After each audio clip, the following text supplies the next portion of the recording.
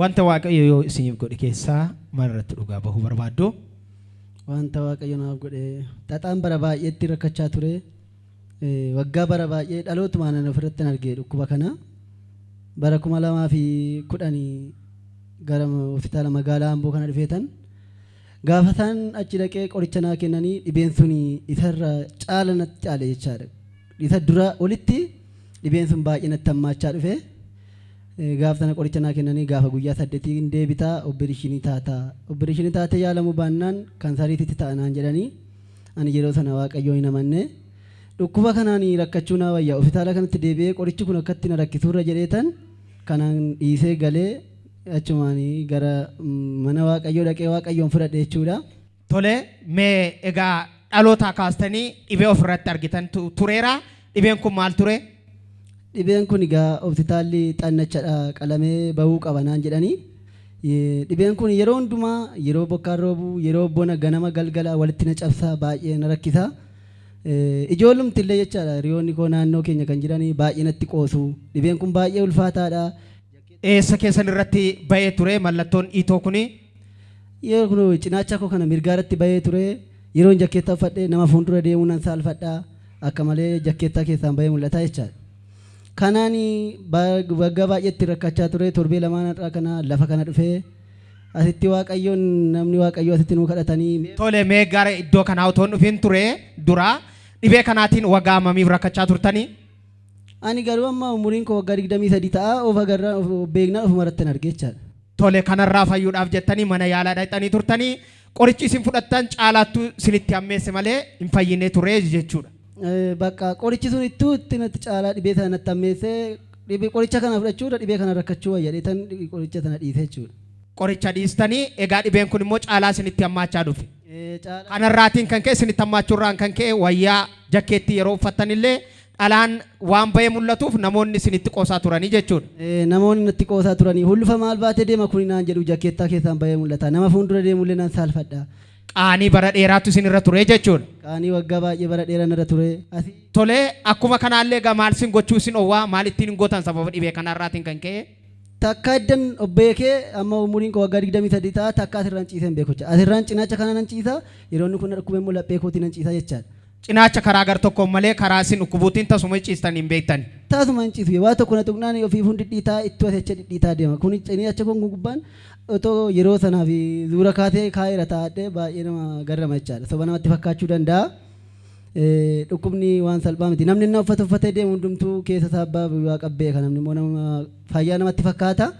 Kanaan lafa kana dhufee torban lamaan irraa lafa dhufee keessanii qabadhaati mee afur baafadhaa jedhanii harkuun koo irra kaayatanii yeroo isaan jedhan hundumti keenya iddoo kanatti namoonni gaafatan jiran na beekuu danda'u. Yeroon afur baafadhu dhibeen sun dhiitoon sun gadgalaa deema jechaadha. Innaan qabaddee of jedhu dhibeen sun gaddeema.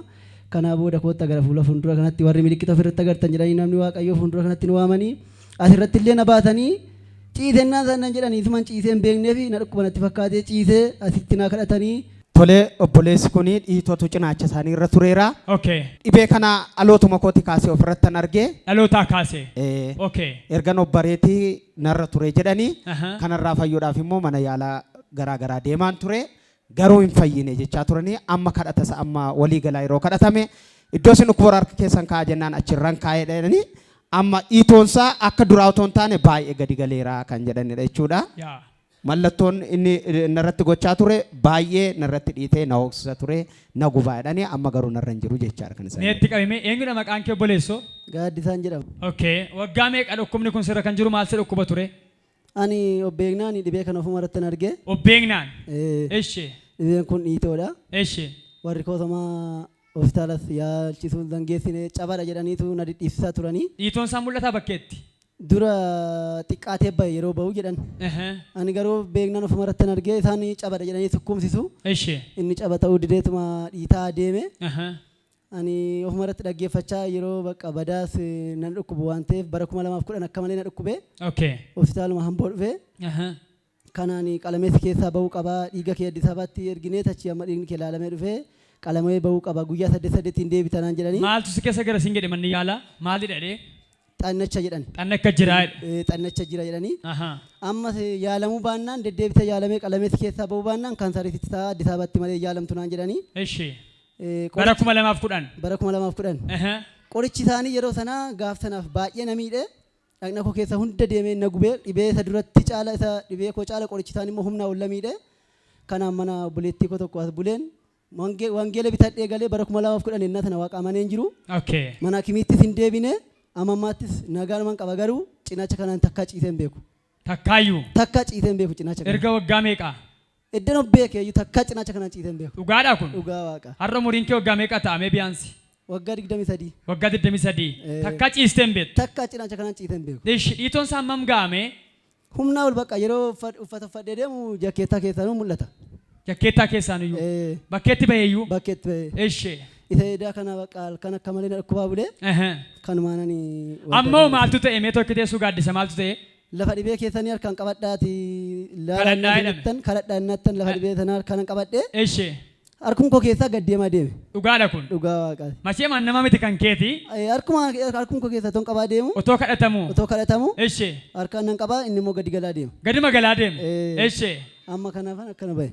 Mee galateeffadhaa warri gammadan illee guddaan.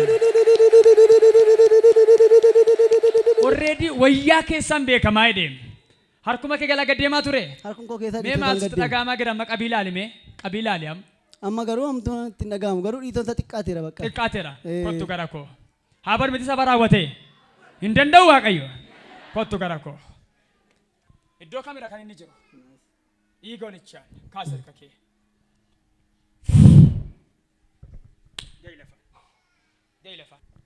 Dhiiga Yesuus Kiristoos namicha Naazreetii.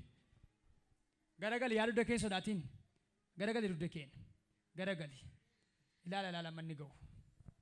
Ilaala iddoo sadiitti dhabayeera. Duraan iddoo biraatii badee amma iddoo lammaffaa. Ilaala iddoo lama as qaba harka keessan bitaa mirga. Gaddeema nan amana guyyaa gabaabduu gidduutti dhadhaa ibidda bu'e ta'a maqaa Yesuusee. Dhadhaa ibidda bu'e si godhee dhiiga garaanii warraan. Dhadhaa ibidda bu'e si godhee dhiiga olichaan. Gubaadhu keessaa. Gubaadhu keessaa. Raasi maqaa Yesuus amikka naazee socho'i badi keessaa. Fidi. Socho'i keessaa. Socho'i keessaa. Socho'i keessaa dhiiga olichaan. Socho'i keessaa dhiiga Yesuuseen. Socho'i. Socho'i. Yaa keessaa dhiiga olichaan. Fudi keessaa. Gooftaa Yesuus yaa galatu. Meetti qabi maayikii maasti dhagaama gara yaa? Achaa jira. Yaa keessa. Yaa keessa. Yaa salma keessa. Afro kaanseri lookit. Lookit ilaala. Ilaa warra argitan dhugaadha gaddeemaa jira badaara keessa luuki. Ilaala. Dhugaadha ilaala. Mee ilaala ijuma kee ilaalatti maal ta'a jira mee dhugaa masala. Ilaa. Dhandha ganamaatti deebi'aa jira bakseera. Bakseera. Bakseera. Bakseera. Bakseera. Bakseera maqaa Yesuusina. Waaqayyo keenya abidda xaaf godhanii barreeffameera. Badi keessaa. Ilaala tuma ilaalamu. Maaltu dhagaama asitti? Humna keessa gubaa jira waan ta'eef. Si gubaa jira ilaala. As qaba harka bitaa mirgaa. As qaba amantoon. Badi keessaa. Kan danda'u si malee kan biraan beeku ani. Kan danda'u si malee kan biraan beeku ani. Badi keessaa. Badi keessaa. Raasa nama ga'ee keessa. Yaay. Humna maqaa Yesuusin dhangaleessa dhumaa keessaa. Sadhumaa badi. Badi. Badi. Ilaala dhiitonni tokko already raawwatee dhannatti deebi'eera. Mee namni kana ergaa gara ulfinaa kennu ilma Waaqayyo Yesuusiif. Dhiiga olichaan. Gubadhu sadhumaa keessaa. Tiqa himaa eekii. Sadhumaa baqi. Sadhumaa baqi. Waaw. Siyaa galatu Yesuus. Ameen. Siyaa galatu. Ka'ii dhaabadhiyaa. Mee ulfina kennuu kan danda'u ilma Waaqayyo Yesuusiidhaaf. Kottu gara kos. Gajjadii ol jedhi si'a sadii. Gajjadii ol jedhi. Dabali. Mee qisi mee gara tokkotti ciisi. Karaa ciisteen beenne sanan ciisi. Ciisudha. Laxxari ciisi. Siifuu haadha lakkaachiin ciisuun ciisi. Laxxari ciisi. Ciisee. Kottoon fadhuu waan gara garaa godhi ciisi. Laxxari ciisi. Ciisi qo'ee takka cal jedhima ciisi. Yaa ciisi cal jedhi. Humna maqaa Yesuusiin. wanti iddoo jiru iddoo agadhiisu kan kee dhiigalichaan rakkinni iddoo qabate iddoo agadhiisu dhiigalichaan iddoo agadhiisu dhiiga Yesuusin maasitti dhagaama gara gaadisa dhugaa isa dubbadhu dhugaadha kun waa tokko hin jiru asirraan takkaa ciiseen beeku mee galateeffadhaa ol kaadhaa badhaatiin ilma Waaqayyoo Yesuusiidhaaf dibatatti naa qicanii naa kadhatanii kanaa booda ati galtee ciiftaa dho'iftee dhugaa baatanaan jedhanii gaa'umsa kaateen galeerra ciisee ergati cinaachi koo hin furamee wal qaqayyaranii tamma ciisaa jira Waaqayyoon na galateeffadha. Isa akkas godhu Waaqayyoof galatan laannuufi. Tole waggaa 23f karaa tokko ciisanii kan hin beekne torbee lamaan irraa erga iddoo kanatti kadhatame karaa lamaaniin ciisuu dandeessanitu jechuudha. Erga gaaf sanaati wal qaqayyareen asirraan itoo ciisan dhukkubu asirraan itoo ciisan dhukkubu xaxaa bara baay'ee dhukkuban bara baay'eetti rakkadhe namni naa beekuu hin dandeenye anaa fi Waaqni bichaan kan wal beeknu Waaqni narraa hiike akkasuma namoonni dhibee akkasii qabdan rakkoo dhokkataa namni qabdan Waaqayyo isin irraa hiika Waaqayyoon amanaan jedha. Harka keenya walitti buusnee gooftaaf galata laannaaf. Halkan kan sin rakkisu sin irra hin jiru jechuudha. Narra hin jiru bakka yeroon shurraabii baafadhu ofii suuta dheetan karaa sanarraa harkiteetan sababiin isaa yoo na tuqe waan na dhukkubuuf yoo ol dhiibee waan na dhukkubuuf dhidhiitoon akka maleedha akka irraa laaltan miti nagaan baheen gala ganama soqo irratti ka'ee galgala sawaduun dhiyoo waan na dhukkubu Waaqayyoon na galateeffadhaan jedha. Harka keenya walitti buusnee gooftichas akkas godhuuf.